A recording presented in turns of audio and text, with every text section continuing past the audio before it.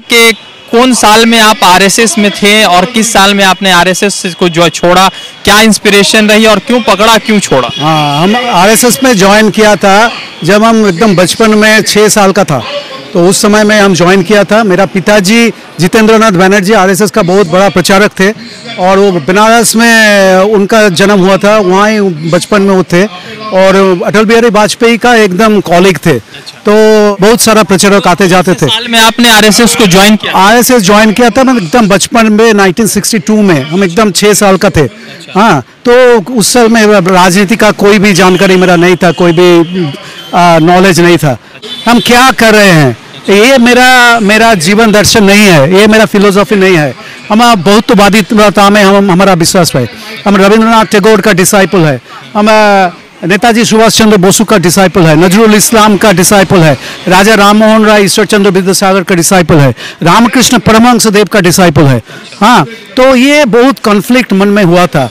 तो स्लोली क्या होता है कि मैरिज का जैसा होता है, आप एक साथ बहुत साल से है, लेकिन अब जानते हैं कि ये marriage is not going to work out लेकिन it is very difficult to come out. Down the marriage, finally I had the divorce.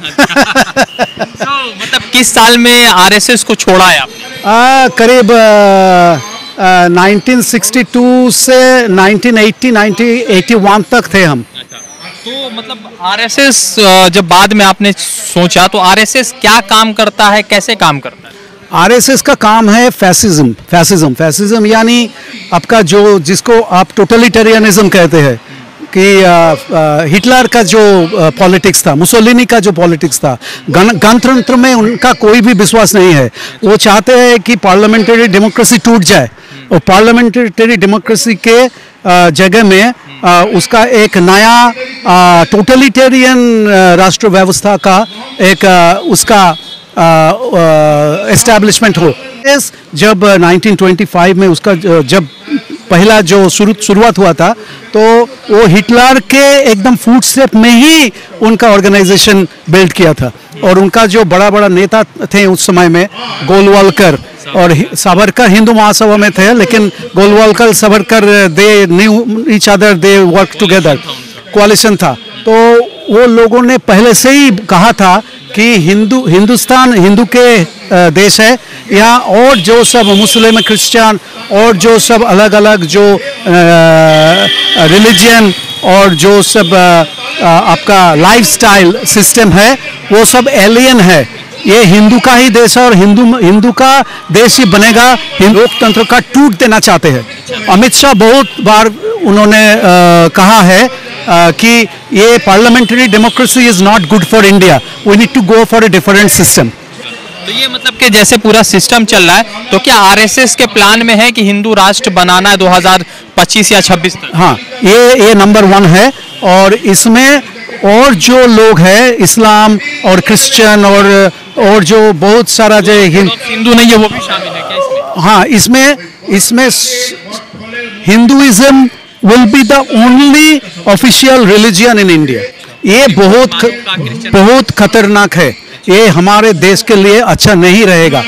देश टूट जाएगा, एकदम बिल्कुल टूट जाएगा, क्योंकि हमारा देश का सबसे बड़ा शक्ति है हमारे हाथ में हाथ लगा के एक साथ काम करना। ये मेरा देश का सबसे ज्यादा शक्ति है, सबसे बड़ा शक्ति है। मोदी जी क्या मतलब सच में मतलब वो भी हिंदू राष्ट्र बनाने के फेवर में है? क्लियरली बात तो नहीं कर रहे? नहीं, बिल्कुल। मोदी जी और अमित शाह जी और ये जो सब है आदित्य जोगी और ये शुभेंदु, ये सब दिलीप घोष, ये सब जो है ना, ये सभी आरएसएस का आदमी है। RSS is the main body behind BJP, RSS is the main body behind ABVP. प्रधानमंत्री ज्यादा पावरफुल है या मोहन भागवत ज्यादा पावरफुल?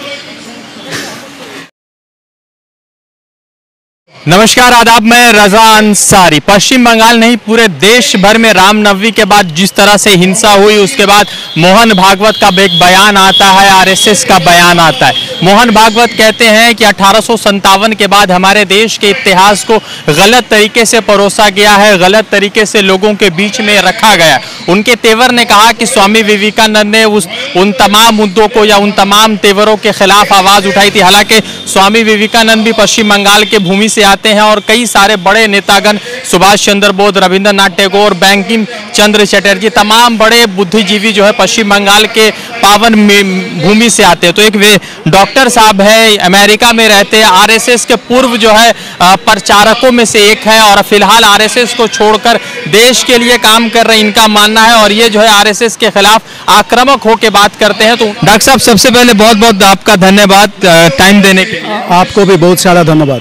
डॉक्टर साहब, ये बताइए कि कौन साल में आप आरएसएस में थे और किस साल में आपने आरएसएस को जो छोड़ा, क्या इंस्पिरेशन रही और क्यों पकड़ा, क्यों छोड़ा? हाँ, हम आरएसएस में ज्वाइन किया था जब हम एकदम बचपन में 6 साल का था, तो उस समय में हम ज्वाइन किया था। मेरा पिताजी जितेंद्रनाथ बनर्जी आरएसएस का बहुत बड़ा प्रचारक थे और वो बनारस में उनका जन्म हुआ था, वहाँ ही बचपन में वो थे और अटल बिहारी वाजपेयी का एकदम कॉलीग थे।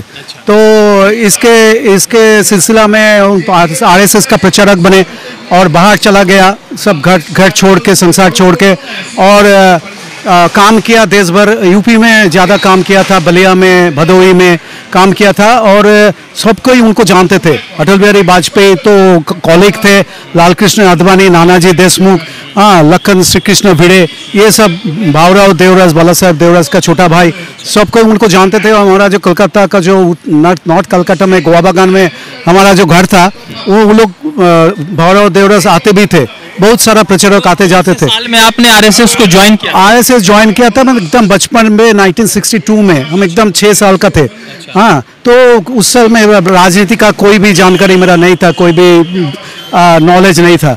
तो उसके बाद थोड़ा बहुत काम किया और मेरा गाने का एक आदत था, तो इसीलिए आरएसएस में बहुत मेरा जनप्रियता मिला। तो उससे जब बड़ा हुआ, जब स्कूल में गया, कॉलेज में गया, तो वो लोग हमको एबीवीपी में शामिल कर दिया। एबीवीपी आरएसएस का आप जानते हैं स्टूडेंट ऑर्गेनाइजेशन है, तो उनमें शामिल कर दिया और वहाँ हम काम करते थे। और जब हम आरएसएस छोड़ के चला आया तो हम वेस्ट बंगाल एबीवीपी का जॉइंट सेक्रेटरी थे।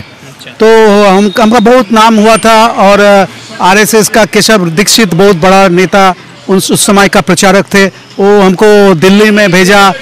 जनता पार्टी का जो एकदम पहला वाला जो नेशनल कॉन्फ्रेंस हुआ था, हाँ, तो उस समय में हम जयप्रकाश नारायण के आंदोलन में शामिल हो गया और बहुत एक्कोलेड्स मिला था। तो उस समय हमारा दिल में ये था कि हम क्या कर रहे हैं, ये मेरा जीवन दर्शन नहीं है, ये मेरा फिलोसॉफी नहीं है।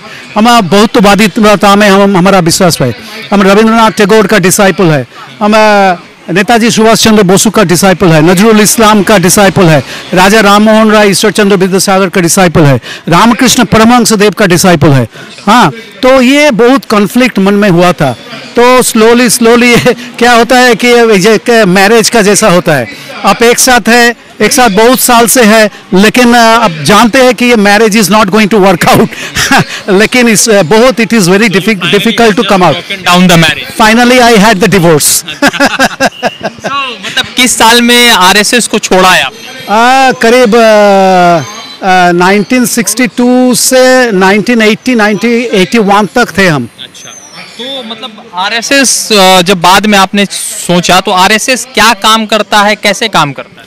आरएसएस का काम है फैसिज्म यानी आपका जिसको आप टोटलिटेरियनिज्म कहते हैं, कि हिटलर का जो पॉलिटिक्स था, मुसोलिनी का जो पॉलिटिक्स था, गणतंत्र में उनका कोई भी विश्वास नहीं है। वो चाहते हैं कि पार्लियामेंट्री डेमोक्रेसी टूट जाए और पार्लियामेंट्री डेमोक्रेसी के जगह में उसका एक नया टोटलिटेरियन राष्ट्र व्यवस्था का एक उसका एस्टैब्लिशमेंट हो। हाँ, तो इसमें एक नेता होगा, एक भाषा होगा, एक राष्ट्र व्यवस्था होगा, एक सिस्टम होगा और एक आपका किस्म का सिस्टम हर जगह में देश भर रहेगा। तो ये फैसिज्म, इसको फैसिज्म कहता है, नाजिज्म कहता है। तो आरएसएस जब 1925 में उसका जब पहला जो शुरुआत हुआ था, तो वो हिटलर के एकदम फुटस्टेप में ही उनका ऑर्गेनाइजेशन बिल्ड किया था। और उनका जो बड़ा नेता थे उस समय में, गोलवालकर और सावरकर हिंदू महासभा में थे, लेकिन Golwalkar Savarkar they knew each other, they work together, कोalition था। तो वो लोगों ने पहले से ही कहा था कि हिंदुस्तान हिंदू के देश है, यहाँ और जो सब मुस्लिम क्रिश्चियन और जो सब अलग अलग जो रिलीजन और जो सब आपका लाइफस्टाइल सिस्टम है वो सब एलियन है। ये हिंदू का ही देश है और हिंदू का देश ही बनेगा, हिंदू राष्ट्र बनेगा, और कोई रिलीजन का और कोई लाइफस्टाइल का, क्रिश्चियन का, मुस्लिम का और सोशलिज्म का इस देश में कुछ भी जगह नहीं है। आपने कहा कि लोकतंत्र पर उनका विश्वास नहीं है, मगर अभी मोहन भागवत जी हर जगह जा रहे हैं और कह रहे हैं कि हम लोकतांत्रिक तरीके से हिंदू राष्ट्र बनाएंगे, तो कि मतलब मोहन भागवत झूठ बोल रहे हैं? कॉन्ट्रडिक्टरी है। लोकतंत्र में टोटलिटेरियनिज्म और प्रेसिडेंशियल फॉर्म ऑफ रूल, इसका कोई जगह नहीं होता है। ये सेल्फ कॉन्ट्रडिक्टरी है। वो लोग लोकतंत्र का टूट देना चाहते हैं। अमित शाह बहुत बार उन्होंने कहा है कि ये parliamentary democracy is not good for India, we need to go for a different system. तो ये मतलब कि जैसे पूरा सिस्टम चल रहा है, तो क्या आरएसएस के प्लान में है कि हिंदू राष्ट्र बनाना है 2025 या 26 तक? हाँ, ये नंबर 1 है। और इसमें और जो लोग हैं इस्लाम और क्रिश्चियन और जो बहुत सारा जो हिंदू नहीं है वो भी शामिल है क्या इसमें? हाँ, इसमें Hinduism will be the only official religion in India. ये बहुत खतरनाक है। ये हमारे देश के लिए अच्छा नहीं रहेगा।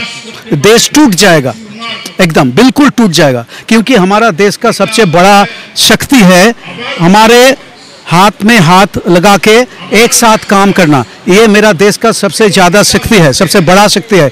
ये शक्ति वो लोग टूट देना चाहते हैं। तो अभी जो 2014 के बाद मोदी जी सत्ता में आए हैं, तो वो सिर्फ राष्ट्रवाद की बात करते हैं, तो क्या ये राष्ट्रवाद सच्चा है या झूठा? राष्ट्रवाद, nationalism is okay, but ultra nationalism, उग्र राष्ट्रवाद ठीक नहीं है हमारे देश के लिए। उग्रता हमारा देश का आदत नहीं है।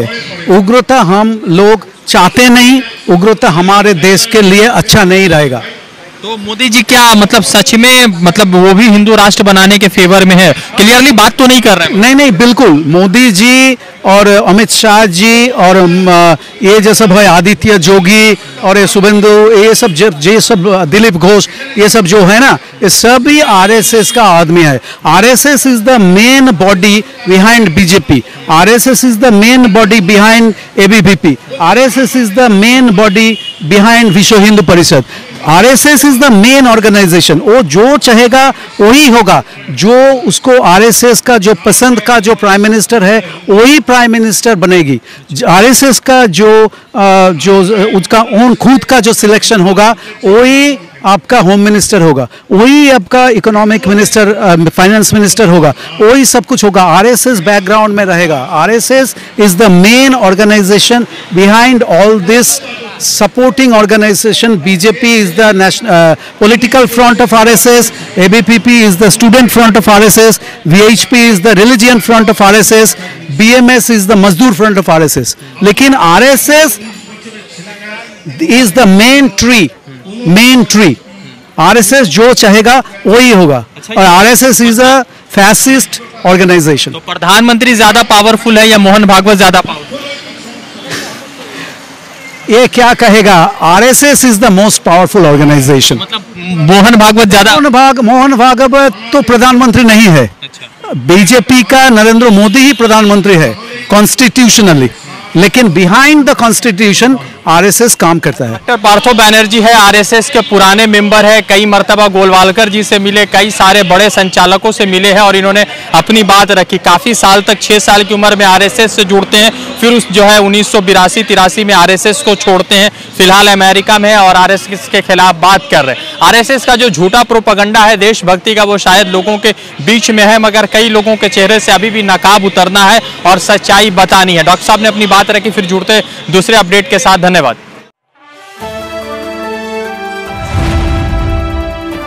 द इंडियन खबर, सच आपके सामने।